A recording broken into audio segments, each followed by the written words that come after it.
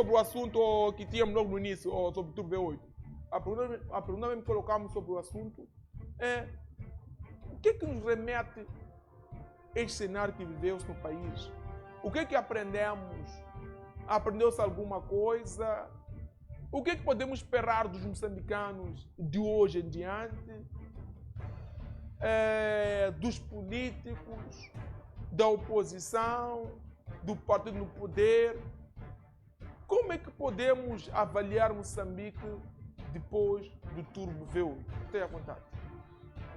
Sango, bom dia para si. Bom dia, telespectadores. São daqueles eventos que não podem ser recordados de ânimo leve em face das consequências que o referido evento provocou no país. Mas temos os principais precursores daquele evento. Estamos a falar do presidente da CNE, o Matsinhe, porque é ele que foi o maior responsável da administração eleitoral. Não há dúvidas que a administração eleitoral ela foi mal feita e isso resultou na reivindicação por parte de concidadãos moçambicanos em face dos resultados apresentados por essa CNE. Independentemente de tudo quanto eventualmente pode ter acontecido, mas Matsinhe, ele sendo aquele que teme a Deus, aquele que estava na hierarquia máxima da Igreja Anglicana, e em nenhum momento ele poderia, de alguma forma, ou pode, de alguma forma, dizer que ele baseou-se em alguns relatórios que ele recebeu e, com base nisso, ele poderia estar a divulgar nele. Ou baseou-se em face de alguma pressão que fez com que, efetivamente, pudesse divulgar resultados discordantes da população. Então, lembrar um ano daquelas manifestações é lembrar dos feitos péssimos que o Matsinhe, ex-bispo da Igreja Anglicana, ele realizou, cometeu naquele período. Foi um período extremamente difícil de ter visto, sobretudo, jovens a serem baleados, jovens a serem encarcelados nas cadeias. Se calhar alguns deles já nesta semana devem ter recebido indulto e devem estar agora em liberdade depois de este ano que está a passar dentro das grades. O que teria-se aprendido ali? Eu acredito que as nossas forças de defesa e segurança devem ter, neste momento, a mão na consciência dos atos por eles praticados e se foi um ato legítimo ou não e que lições eles aprenderam efetivamente em caso das próximas ocasiões ocorrer situações idênticas e se eles continuarão a ceifar vidas humanas ou pautarão por salvar essas vidas e não atender intenções políticas. O Exército, as Forças de Defesa e Segurança, elas não devem em nenhum momento poder dar lugar às animosidades dos políticos, aquilo que sustenta os políticos, mas, no entanto, o nosso Exército, as nossas Forças de Defesa e Segurança devem pautar pelo Exército republicano, por forma a que situações idênticas ocorridas há um ano atrás nas manifestações não possam mais voltar a acontecer. As Forças de Defesa e Segurança jamais deverão aceitar serem instrumentalizadas a matar. E, por outro lado, viram igualmente até que medida em que as Forças de Defesa e Segurança acabaram se distanciando da sociedade, da população, aquela que outrora contribuiu imensamente para o sucesso na luta de libertação nacional. População que, lado a lado, esteve com as forças populares de libertação de Moçambique, que não tinham logística. A logística ela era garantida por essa população, que depois de conseguida a independência,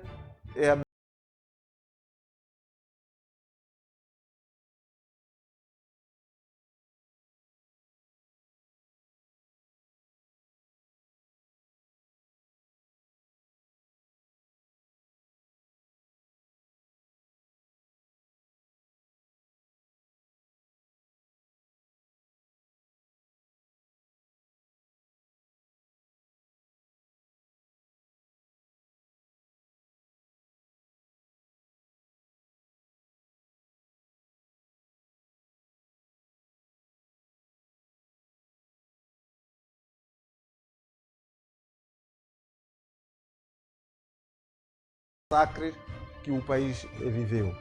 É um momento difícil, neste momento, de poder relembrar daquilo que ocorreu. Nós vimos cenas das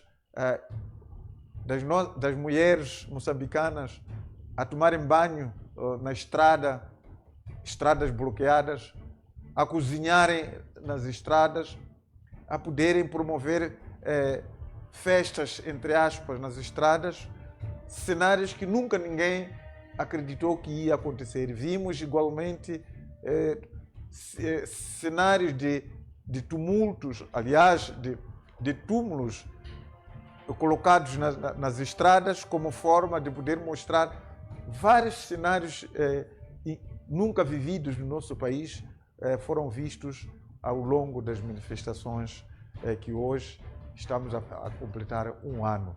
Esperemos que jamais isso volte a acontecer. Várias injustiças cometidas contra os jovens e deixando os organizadores impunes. No entanto, até hoje, muitos deles estão, neste momento, nas cadeias. Estimado mais de 3.000 jovens foram colocados inativos nas cadeias e cada um deles com seus familiares que deveriam ficar a ter o sustento desses jovens. Mas, no entanto, hoje estão numa situação dessas e os organizadores estão aí a passear a sua classe nas grandes cidades capitais e nada eles são responsabilizados.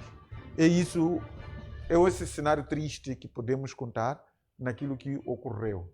Então, é importante que as próximas eleições elas sejam devidamente organizadas, porque nós temos estado a notar que as manifestações sempre aparecem depois das eleições. Então significa isso que o país ainda não conseguiu encontrar uma melhor administração das eleições. Ou, por outra, existe sempre intenções de garantir com que uma certa geração esteja a dirigir o país e que ela não quer abrir a mão para que os outros. Temos, neste caso, a geração dos antigos combatentes e a geração de 8 de março.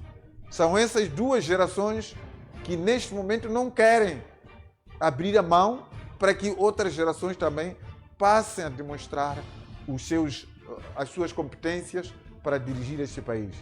E sendo assim, uma vez que o país aceitou a democracia multipartidária, aceitou as eleições, mas, no entanto, existindo essas duas gerações que estão com o poder nas mãos, a geração dos antigos combatentes e a geração 8 de março, que estão neste momento a dirigir este país há 50 anos, eles não querem abrir a mão e, por conseguinte, a outra geração acaba criando também esse atrito para que eles possam conseguir penetrar no poder e mostrar as suas competências para a gestão deste país. Então, são exortadas essas duas gerações dos antigos combatentes de 8 de março para abrirem a mão, que outras gerações também entrem para poder garantir a gestão deste país. O pior que está a acontecer é que essas gerações, elas cada vez mais que envelhecem, estão a colocar os seus filhos seus netos, levando sempre o objetivo de continuar a defender os interesses de gerações dos pais, dos avós e dentre outros. Até quando é que os outros, portanto, mostrarão as suas competências para gerir este país? Então, é essa pergunta que se levanta, mas de todas as formas, esperemos que haja mudança nesse processo. Espera-se aqui que haja mudança deste processo. Vamos passar para o outro tema. Começamos a olharmos este assunto de uma forma rápida, porque sabemos também de antemão que há famílias que neste momento lembram desta data como a data que perderam seu irmão, marido, esposo, filho, amigo, assim como vizinho. E nós, de uma forma reiterada, endereçamos nossas inteiras e sentidas condolências. Indo para outro assunto, onde o governo decide restringir aqui algum trabalho levado a cabo pelos nossos irmãos, grosso número muqueiristas, esses que vão para a vizinha África do Sul, na sua maioria, compram farinha de trigo, compram água, assim que é, numa altura em que em Moçambique temos muitas mini fabriquetas, muitas fábricas de água, vão para fora, compram tijolo, vão para fora, compram óleo. O governo olhou, reparou para isto e desta vez decidiu tomar a decisão de dizer: esperem, provisoriamente, esperem, parem, deixem de adquirir isso e tentem consumir o nacional. Como é que avalia esta medida, Dr. Marcelino? Uma medida incompetente. Incompetente. Isso cada vez mais vem trazendo evidência de que o Conselho de Ministros está composto por incompetentes. Por que eu digo isso?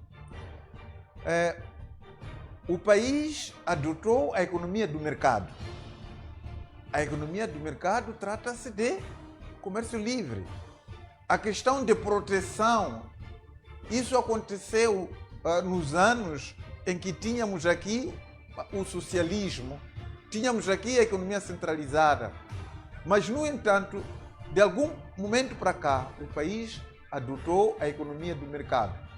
Moçambique está rodeado por vários países.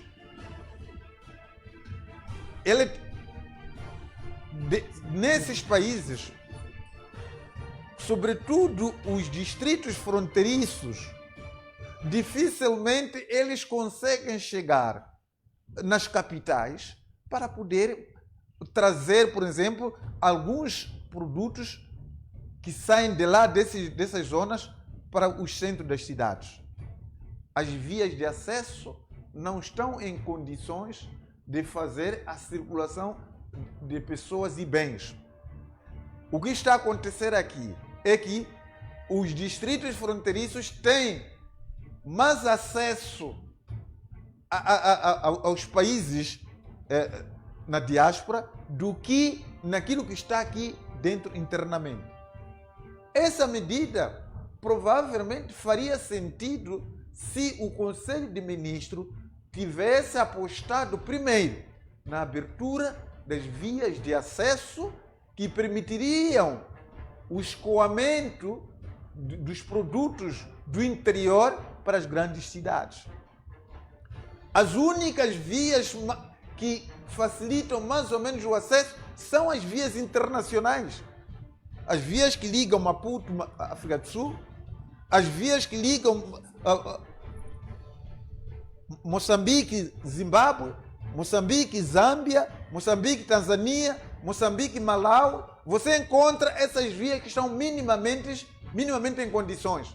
Mas as vias cá internamente, do distrito para distrito, de localidade para localidade, quase não existem. E são esses que deveriam ser fornecedores de tais produtos que se pretende que sejam valorizados. O que o Conselho de Ministros aqui não viu é o seguinte: no momento em que eles pretendem poder retirar o pão aos moqueiristas para dar o pão aos poucos que produzem aqui internamente, quer dizer, está-se a fechar um buraco e abrir-se o outro. Porque, nesse caso, os muqueristas vão todos ao desemprego. E vão, neste caso, dar emprego a quem? Aos produtores nacionais. Não será esse um tratamento desigual que está-se a fazer? Porque a partir da altura em que se tira a possibilidade dos muqueristas trazerem produtos de fora para aqui, o que esses muqueristas farão neste momento? Pior que esses muqueristas poderão ser ditos, olha, vão buscar agora esses produtos nessas zonas recônditas para continuarem a vender. Estávamos a dizer que as vias de acesso que estão em mínimas condições são aquelas que ligam os países de fora. Então, como é que esses muqueristas agora, se eles quiserem continuar a realizar o negócio, sairão das cidades para os distritos, tendo em conta que as vias de acesso não estão em condições? Porque significaria isso que os muqueristas abandonariam de ir comprar produtos na África do Sul, no Zimbábue, na Zâmbia, dentre vários lugares, passariam a comprar esses produtos que estão a vender agora aqui internamente. A que vias de acesso que esses muqueristas vão usar para fazer isto? Não existem. Então, razão pela qual nós estamos a dizer aqui de que o Conselho de Ministros está cheio de analfabetos profissionais.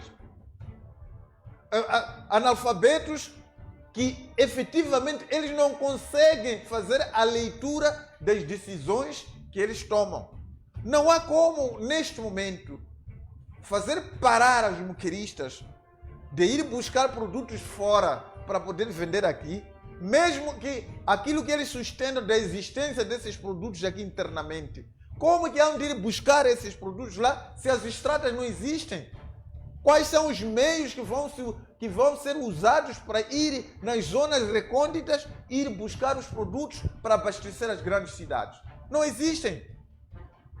E uma medida que se diz com efeitos imediatos. Efeitos imediatos significa isso que todo mundo a partir de agora para disso. Sabe o que significa efeito imediato? Não houve um pré-aviso, não houve um preparo das pessoas.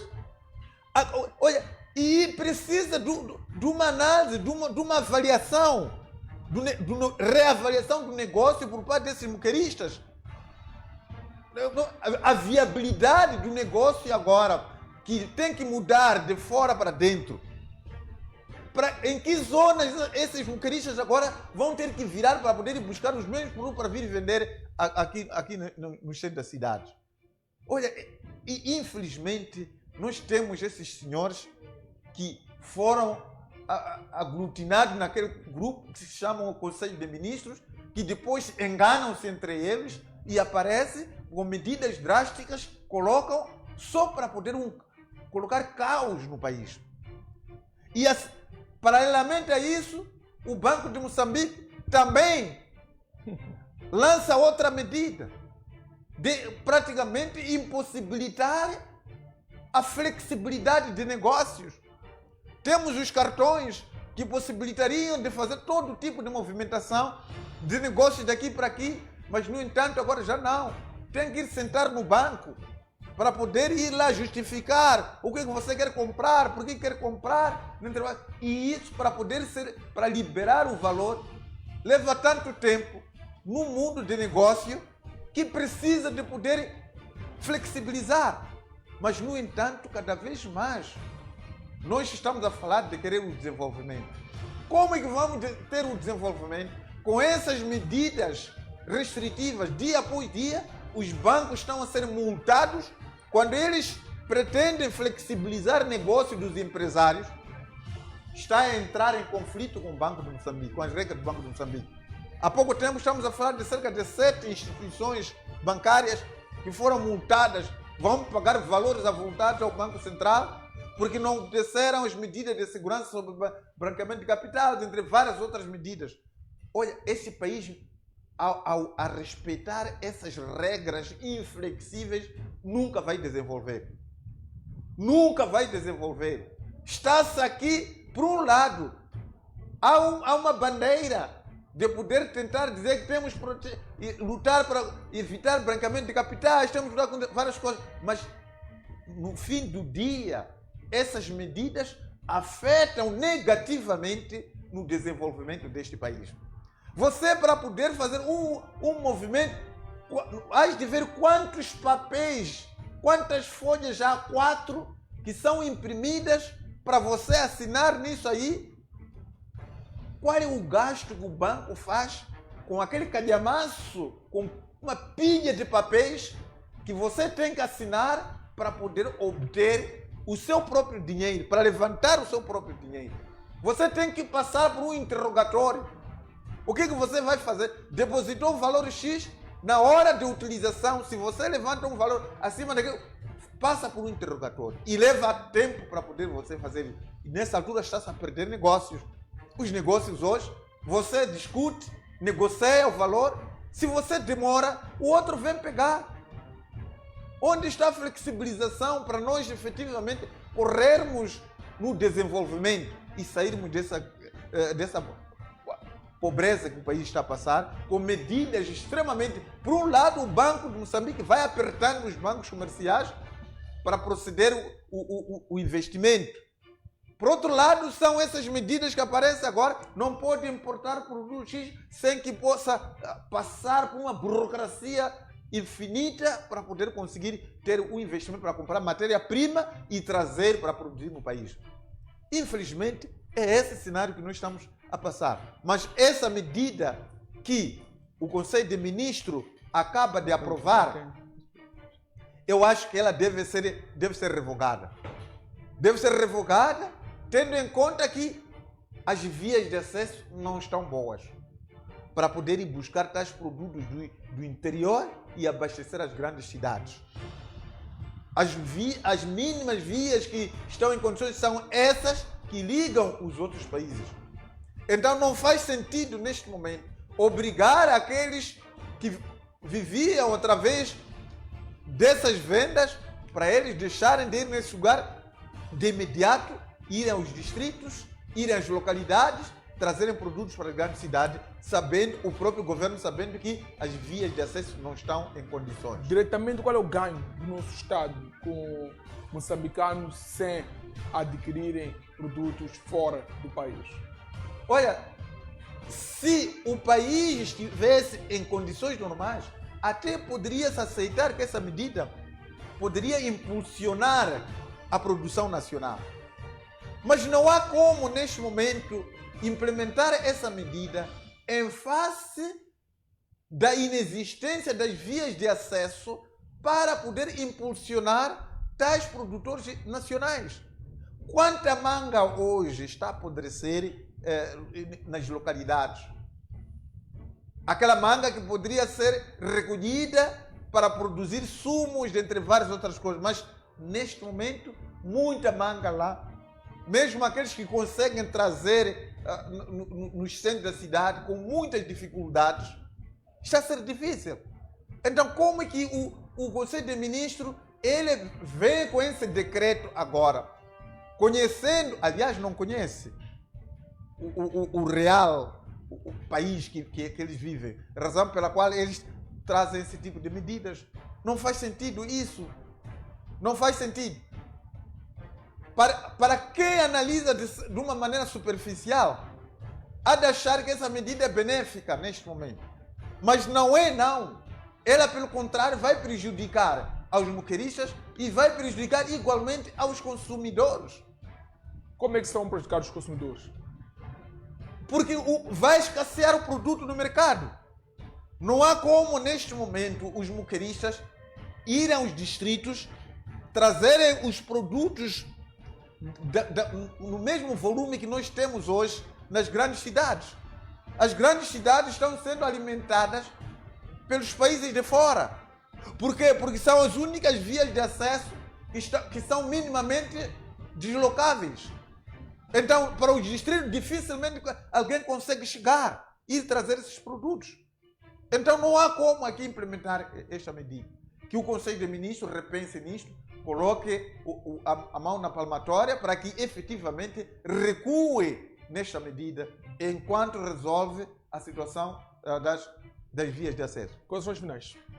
É o seguinte, o Conselho de Ministros ele deve fazer um TPC antes de levar uma proposta lá no grupo. Analise primeiro, faça um TPC para não criar cada vez mais uma situação de descrédito deste governo.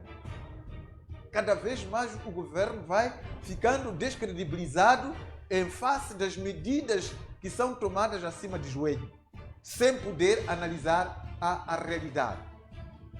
Essa medida, concretamente, estamos a ver que pretende-se resolver um problema e criar outro problema.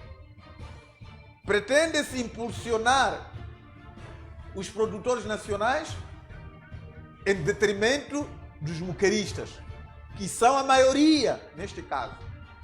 Então, era esse balanço que o Conselho de Ministros deveria ter feito antes de poder tomar uma medida e dizer que entra imediatamente em vigor. Relativamente ao primeiro ponto, falamos das manifestações. Vamos poder colocar na mão da consciência no concernente à gestão das eleições no país. Vem aí, em 2027, as eleições autárquicas. Não poderão mais produzir sangue no país. Hoje fazemos um ano depois de tantos concidadãos terem sido tirados à vida, tantos concidadãos detidos nas cadeias e o governo a gastar, segundo o ministro da Justiça, 150 mil meticais por ano por cada recluso. Estamos a falar de mais de 3 mil jovens que estão neste momento encarcelados, cada um deles a gastar 150 mil meticais por ano, aliás, segundo os dados do Ministério da Justiça. Então, o que o país ganha com isso? Agora estavam a falar de poder ir buscar porcelas eletrônicas para poder tirar mais ou menos 3 mil presos lá, mas com porcelas eletrônicas. Quanto que custou cada uma dessas porcelas eletrônicas? Que impacto sociológico que isso vai acontecer com esses reclusos que estarão ostentando essas porcelas eletrônicas? O Conselho de Ministros não deve ter estudado isto, mas pura simplesmente decidiu ir comprar lá 3 mil porcelas eletrônicas para poder colocar aos prisioneiros, para poder serem controlados por fora.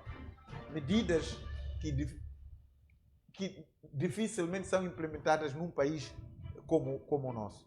Então são várias questões que as manifestações elas trouxeram-nos como lição e acreditamos que o Conselho de Ministros ele vai poder ter que fazer um TPC por forma que possa se mudar o seu desempenho. Obrigado, Dr. Marcelino. Minhas senhoras,